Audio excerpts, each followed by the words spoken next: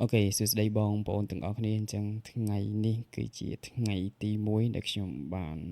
អនុវត្តទៅលើ planning ឬក៏ schedule ដែលយើងបានចែងរួចហើយថាយើងនឹង get up early morning គឺម៉ោង5 AM so ទីទៀតខ្ញុំនឹងនិយាយពី result so តើតើទៅនឹង topic ខ្ញុំមិនដឹងថាយើងគួរតែដាក់ day 1 ឬក៏ដាក់ forecast 1ទេព្រោះតែគេនិយមពី forecast អញ្ចឹងយើងដាក់ទាំង forecast យើងដាក់ទាំង day 1 forecast day 1ដាក់អញ្ចឹងហ្មងទៅអូខេអឺចឹងថ្ងៃនេះគឺថ្ងៃទី1 October ហើយទី1 October ក៏ជាថ្ងៃដែលយើងចាប់ផ្ដើម start ដែរ so the result ដែលយើងនឹង get up early morning ហ្នឹងគឺខ្ញុំអត់ងើបម៉ោង5គត់ទេគឺខ្ញុំងើបបានម៉ោង5:15នាទីហើយនាំ end on end អីទៀតហ្នឹងវាចូល20នាទីហើយអញ្ចឹង40នាទីគឺសម្រាប់ហាត់ប្រាណហើយនឹងអានសៀវភៅបន្ទាប់មកគឺងូតទឹក take a shower ហើយទៅធ្វើការនឹងជា plan របស់ខ្ញុំណាតែក៏ប៉ុន្តែយើងចង់ធ្វើវាឲ្យអំឡុងពេល start ពីម៉ោង5តែម្ដងគ្រាន់ថា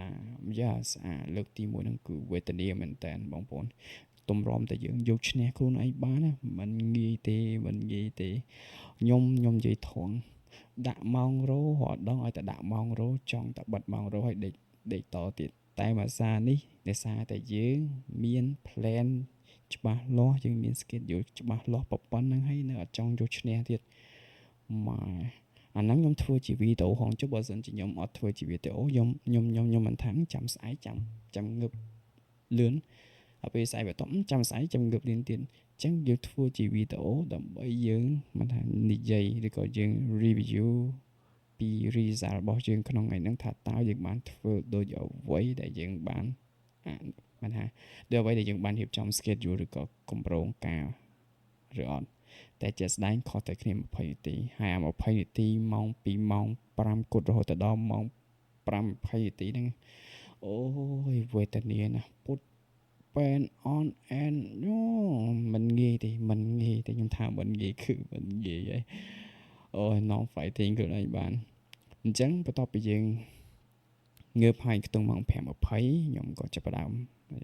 exercise ហាត់ប្រាណតិចតួចទៅហើយយើងក៏ចាប់ផ្ដើមហាត់ប្រាណបាន5ទៅ10នាទីហើយខ្ញុំក៏ចាប់ផ្ដើមអានសៀវភៅខ្ទង់បាន2-3 page ឯដែរណា2-3 page ដែរអញ្ចឹងងាកមកការអានសៀវភៅវិញខ្ញុំចង់ share ពីលទ្ធផលក្នុងការអានសៀវភៅទៅគ្នាយើង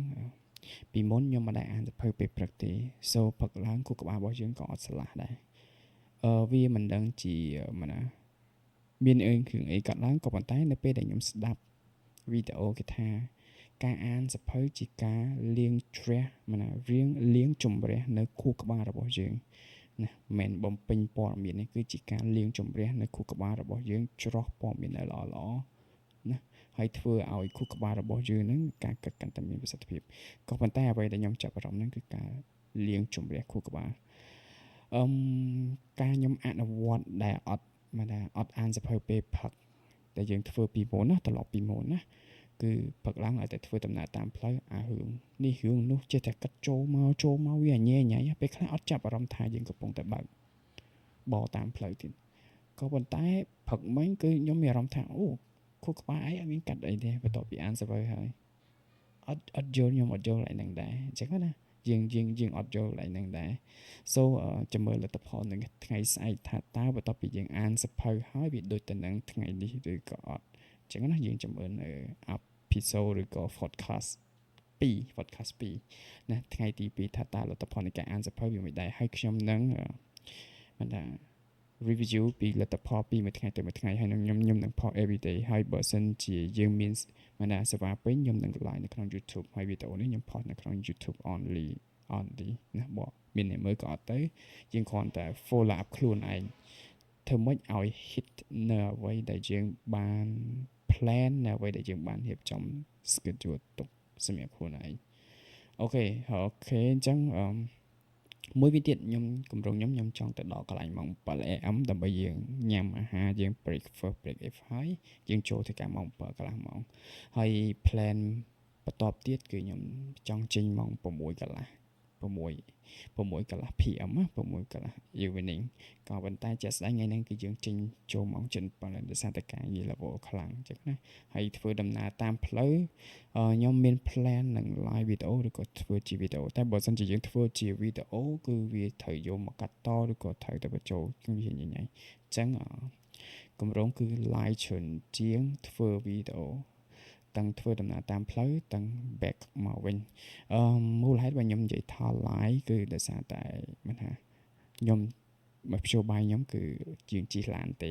អធិស្ឋានកន្លែងហ្នឹងមិនខ្ញុំអួតតិចទេគឺយើងជិះឡានទេអញ្ចឹងខ្ញុំអត់ទាន់មានឧបករណ៍ដើម្បីបិទហើយយើងចាប់លើទូរស័ព្ទរបស់យើងក្នុងការ live តែប៉ុណ្្នឹងឯងអញ្ចឹងបើសិនជាស្អែកខ្ញុំនឹកឃើញខ្ញុំនឹងទិញហើយខ្ញុំនឹងធ្វើការ live ទាំងទៅធ្វើការនិងមកវិញអូខេខ្ញុំព្យាយាមផ្សំវាសិនហើយបើសិនថាអូខេមើលទៅយើងហ៊ានផ្សំមានខ្លាំងណាស់ដែរមួយឆ្នាំក្រោយមកយើងចាប់ផ្ដើម live ជាសាធារណៈក៏បានអីក៏បានអានឹងជារឿងរបស់យើងអញ្ចឹងណាអូខេ so នេះគឺជាលទ្ធផលដែលខ្ញុំបានអនុវត្តនៅថ្ងៃនេះហើយឥឡូវនេះគឺម៉ោង 10:51 នាទីយប់ហើយណាម៉ោង 10:51 នាទីយប់ហើយមានអង្គត់ជាអារម្មណ៍ក៏រៀងឈឺចង្កេះដែរដោយសារយើងអង្គុយយូរអញ្ចឹងណាអូខេហើយកម្រងរបស់យើងក៏យើង go to bed យើងទៅដេកខ្ទង់ម៉ោង 11 កន្លះអញ្ចឹងបន្ទាប់ពីចប់ពីវីដេអូហើយខ្ញុំនឹងកាត់ហើយខ្ញុំនឹងផុសចូលក្នុង YouTube ណាខ្ញុំនឹងផុសចូលនៅក្នុង YouTube ត្រូវកាត់អីគេ Canva ធ្វើ time អីទៀតអញ្ចឹងវាចន្លោះខ្ទង់ប៉ុណ្ណឹងអូខេអញ្ចឹងបានថាសុបិនល្អគ្នាយើងហើយ see you on សុបិនល្អគ្នាយើងបើថាអត់មានអ្នកមើលដល់ចប់ទេអាហ្នឹងគឺគ្នាយើងតែបើថាបើសិនជាមានអ្នកមើលដល់ចប់គឺគ្នាយើងតែបើសិនជាអត់មានអ្នកមើលដល់ចប់ទេគឺសុបិនល្អខ្លួនឯង